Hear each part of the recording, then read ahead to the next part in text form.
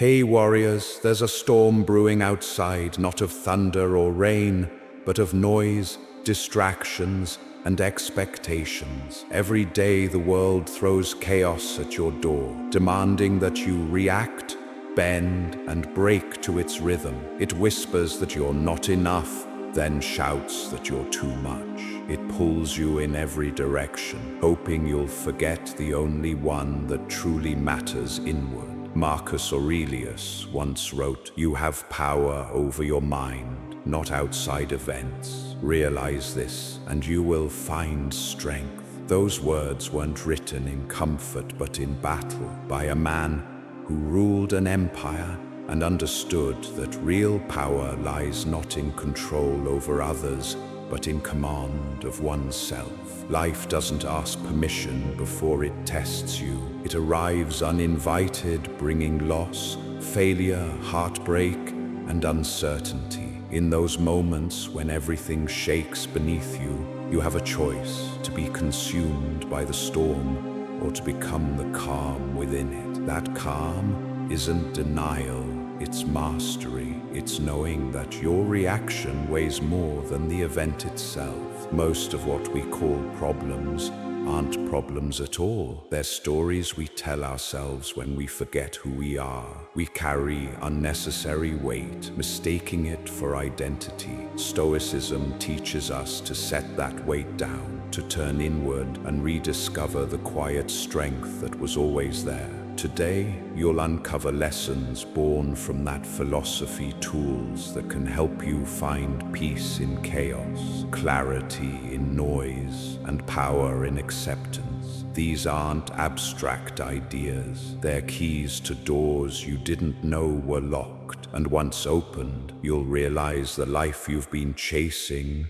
has been waiting inside you all along. Each lesson will challenge you, some will comfort, others will confront, but all will bring you closer to the version of yourself that doesn't flinch when storms come, because you've learned to carry your own sky. Before we begin, I ask one thing: if these words resonate, if something inside you knows it's time to grow, then like this video, share it, and subscribe. We're building a community that chooses strength over surrender, calm over chaos, and reason over reaction. Don't skip a word. Every part of this message is a step forward. This isn't entertainment, it's transformation. The world wants a reaction, but you're about to learn how to respond. And that response begins with belief. You see, no plan works without self-belief. Your life will never rise above the level of faith you have in yourself, not your talent, not your effort, not your connections. Belief is the soil, everything else is just the seed. Epictetus said, "First say to yourself what you would be, and then do what you have to do." It starts in the mind before it's ever seen in the world. Think about how many goals you've abandoned, not because you lacked skill or time, but because a small voice whispered, "This isn't for you." That voice is a liar built from your past mistakes, pretending they define your future. You're not your failures. You are the awareness that learns from them and chooses again. That choosing, that's sacred. Belief is born there. Believing in yourself doesn't mean perfection. It means persistence. It means you've decided your potential is worth pursuing, even when the outcome is uncertain. It means giving yourself permission to try. Because the truth is, no plan can succeed if you secretly expect it to fail. Real belief doesn't boast or demand validation. It moves quietly, consistently, when no one is watching. So start here with the mirror. Look at yourself and say, "I am worthy of the life I'm building. I am capable of finishing what I start. I don't need to be perfect. I just need to believe I'm worth the effort." Say it until it feels real. Say it until doubt fades into silence. The world is full of brilliant minds who never began, of dreamers who never acted, The difference between those who stay stuck and those who rise is belief, not arrogance, not luck, just belief that they belong in the fight. And so do you. You always have. Say it aloud. I am worthy of every goal I set. Your greatest asset is your mindset. Strip away everything: money, status, possessions, achievements, and what remains is the one thing that shapes it all. Your mindset. Nothing outside you has more influence than what you believe inside. Marcus Aurelius once said, "The happiness of your life depends on the quality of your thoughts, not your bank balance, not your circumstances, your thoughts." Because mindset is the lens through which you see the world, and when you change that lens, everything looks different. Two people can face the same obstacle. One sees an ending, the other a beginning. One blames, one learns. The difference isn't luck, it's mindset. It's how you choose to interpret what stands in front of you. Mindset isn't fixed, it's crafted.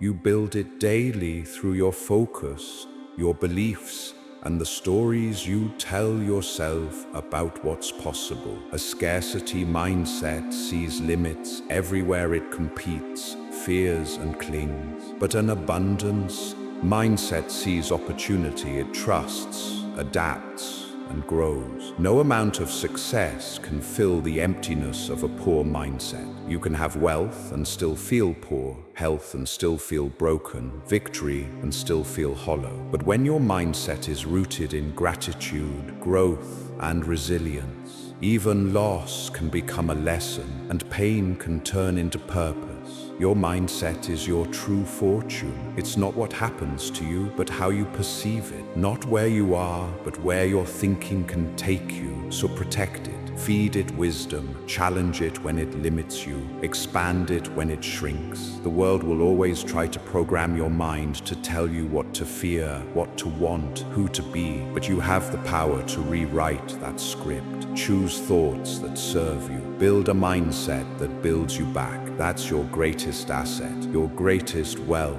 Say it aloud. My mindset is my real power. Don't quit, even pain has an ending. Every night eventually breaks into morning. Endurance always reveals the light. Maybe right now you're standing in the dark, tired, uncertain, carrying a weight that feels endless. But hear this clearly, nothing lasts forever.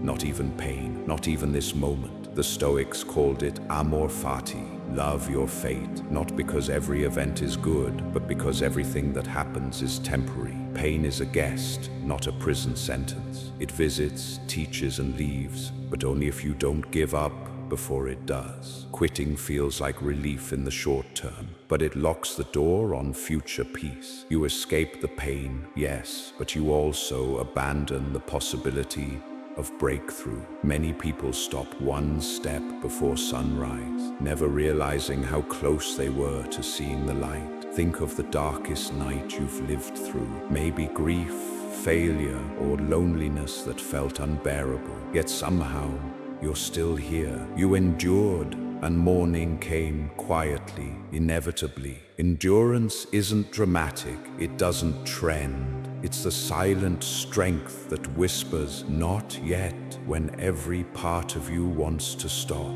It's that quiet courage that keeps you standing when no one sees your struggle. So don't quit. The night will pass.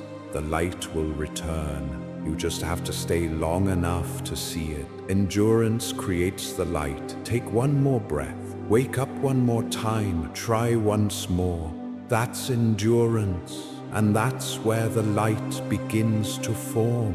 Seneca once said, "Difficulties strengthen the mind as labor does the body." Your struggles aren't meaningless. They're sculpting strength inside you that comfort never could. Pain is a teacher, not a punishment. It shows you your resilience, your capacity to hold on when everything tells you to let go. One day, when you step back into the light, you'll realize the darkness wasn't there to destroy you. It was shaping you into someone unshakable. But you have to stay. You have to endure. Even when the sun feels gone, trust that it's still rising behind the clouds. Quitting guarantees one thing: you'll never see who you could have become. You'll never meet the version of yourself that pain was preparing you for. So don't stop now. The night is long, yes, but it's never endless. Morning is coming, and when it does, you'll still be standing, not because it was easy, but because you refused to believe the darkness would last forever. Endurance always leads to light. It always has. It always will. The voice within defines your reality. Your inner voice is the author of your story, so teach it to speak with respect. That constant voice inside your mind shapes your reality more than any external opinion ever could. It comments, it criticizes, it guides, but most of us never realize how deeply it controls our destiny. Epictetus said, "If you wish to be good, first believe that you are bad." But he didn't mean to shame yourself.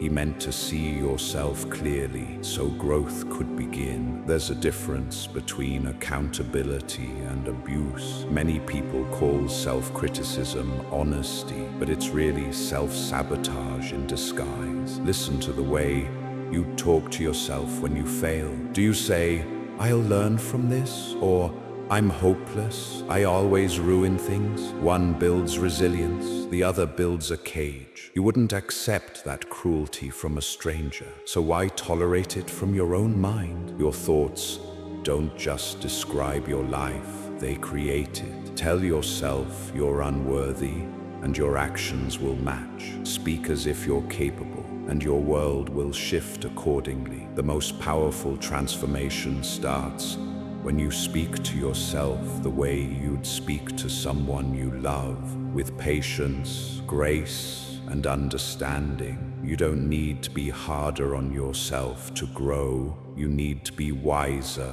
When you catch negative self-talk, pause and reframe it. Don't say, "I can't do this." Say, "I can't do this yet." Don't say, "I failed."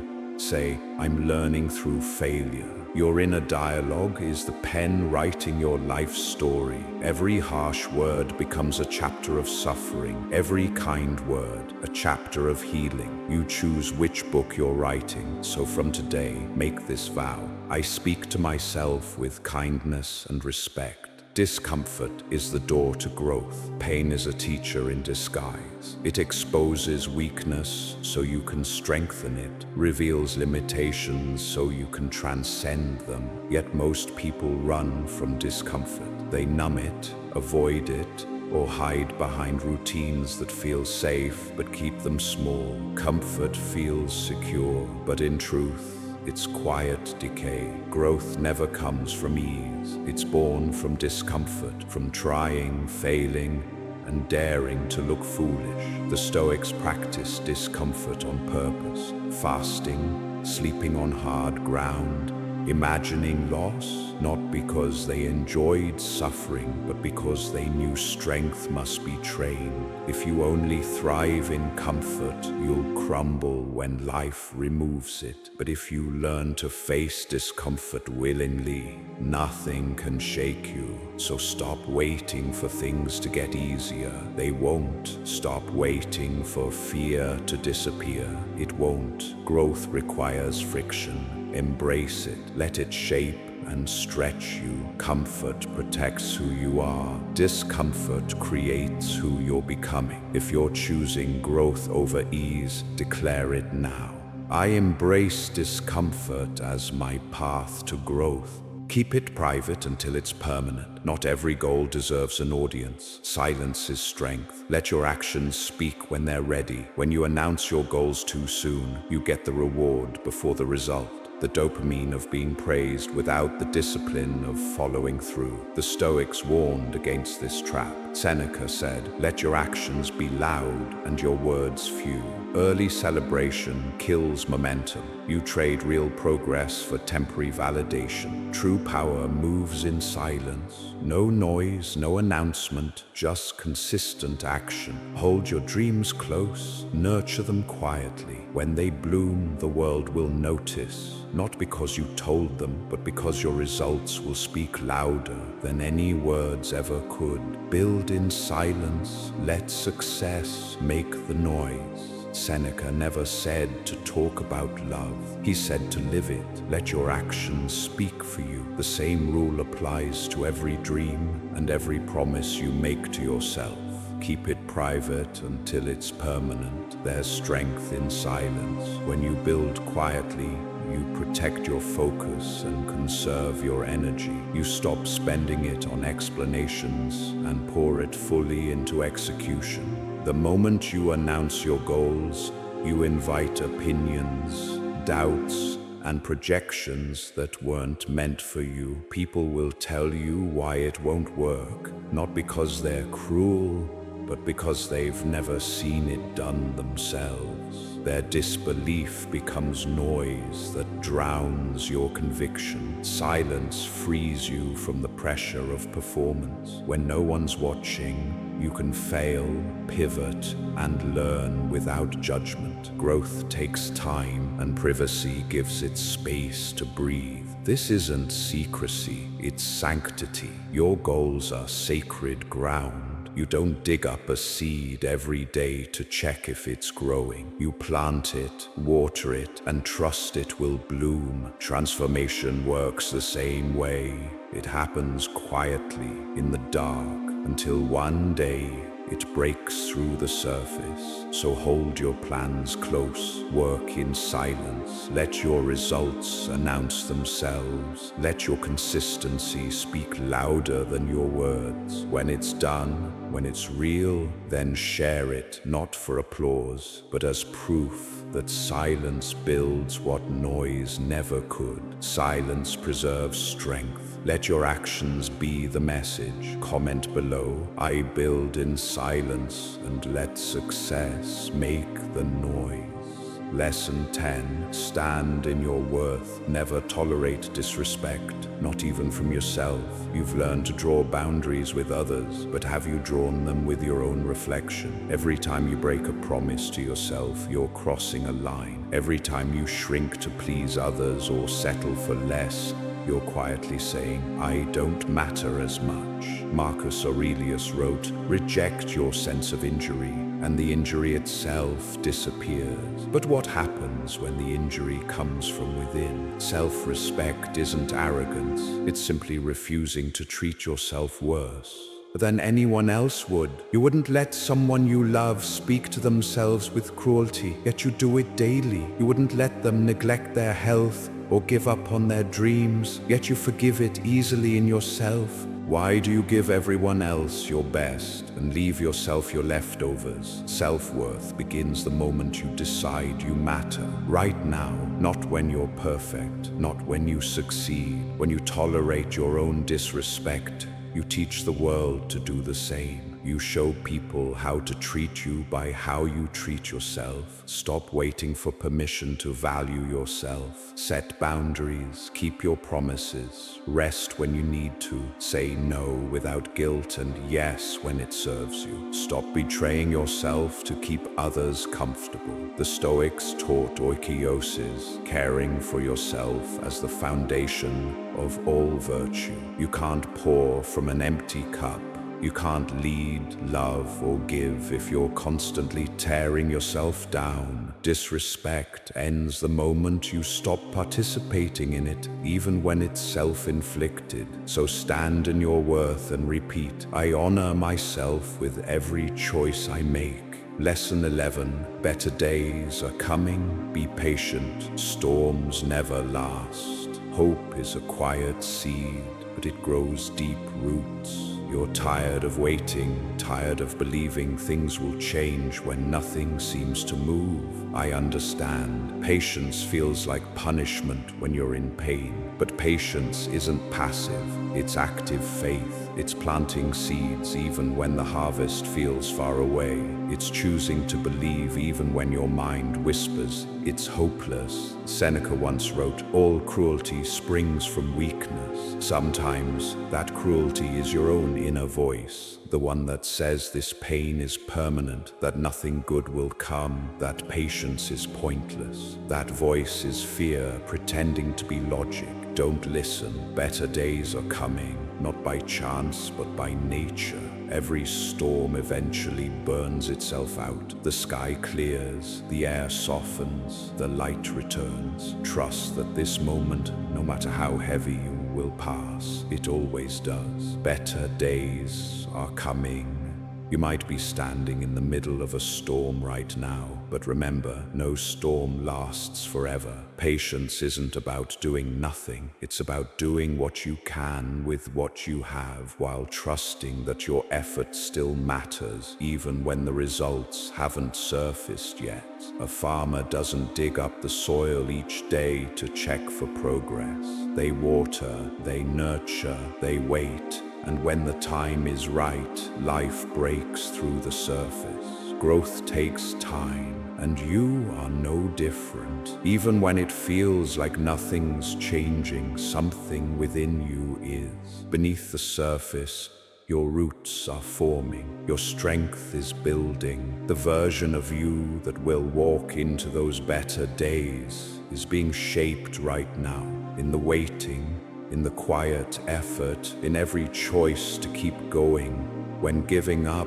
would be easier. Hope isn't denial. It's not pretending that everything's fine. Hope is the steady belief that seasons shift, that pain ends, and that no darkness can hold back the coming light. It's a seed you can't see while it's buried, but it's alive, quietly working beneath the surface, preparing to bloom. So be patient with your healing, be patient with your progress, be patient with life's timing. What's meant for you is not lost, it's simply still becoming. The storm will pass, the sun will return. Better days are not a fantasy, they are a law of nature. Night always gives way to morning. Your better days are already moving toward you. You just need to be strong enough, patient enough to meet them when they arrive. Hold on, keep going, trust the process. Hope is working even when you can't feel it. Comment below, better days are coming and I am ready. Lesson 12, no regrets, only lessons. What hurt you can still teach you if you let it. Carry the wisdom, not the weight. You've been dragging something heavy behind you, regret. It clings tighter than the mistake itself, whispering that your past disqualifies your future. But that's a lie. The past doesn't define you, it refines you. Epictetus said, "It's not what happens to you, but how you respond that matters." That response doesn't end in the moment. It continues now, years later, when you choose how to interpret what happened. Regret focuses on what you lost. Wisdom focuses on what you learned. You did the best you could with what you knew at the time. Now you know better.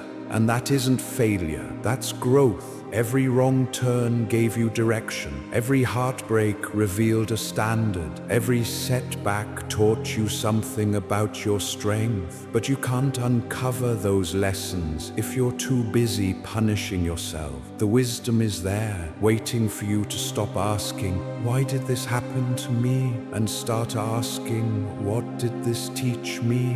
Marcus Aurelius wrote, "The universe is change.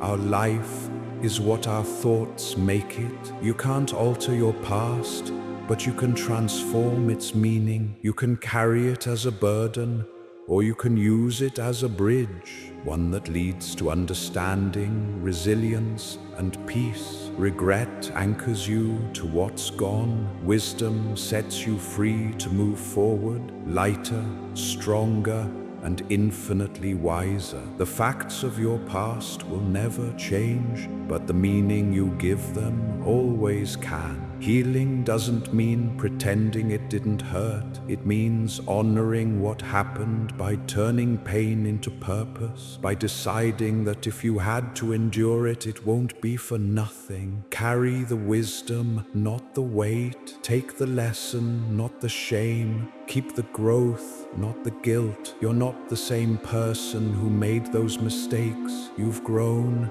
you've evolved, you've become someone who knows better. And that's the point. Regret traps you in moments that no longer exist, but lessons move forward with you. They guide your future without chaining you to your past. Your past isn't a life sentence, it's a classroom. You've already paid the tuition, so stop repeating the same painful chapters. Take the lesson, close the book, and move on. Lighter, wiser, and free from the weight you were never meant to carry. No regrets, only lessons, no shame, only growth. Write it down. I carry wisdom, not weight. Final message, you are the author. You made it, all 12 lessons. That says something about you. You're not just watching for comfort, you're searching for change. You want to rebuild, to grow, to live differently. And that's where transformation begins. These aren't just ideas, they're tools. But tools only work when you use them. Wisdom only matters when it's practiced, especially when life gets hard, when you're tested, when the easy thing would be to forget everything you've learned. The Stoics didn't talk about philosophy, they lived it. They found peace in chaos, purpose in pain, strength in the ordinary moments where others fell apart. They understood that peace isn't discovered, it's built, one decision at a time, one thought at a time, one breath at a time. Most of what feels like a problem isn't the situation, it's our reaction to it. Once you learn to separate the two, you begin to see clearly. And that clarity, that's real freedom. So take these lessons with you, write them, revisit them when life feels heavy, share them with someone who needs a reminder that growth is still possible. Because when you grow, you don't just change your life, you give others permission to change theirs. We're building something powerful here, a community of thinkers, healers, and doers who choose growth over comfort, wisdom over regret, and discipline over distraction. Thank you for being here. Thank you for listening. Now, go live these lessons. Your better days are waiting, and you're ready for them. Say it with conviction. I am the author of my own story.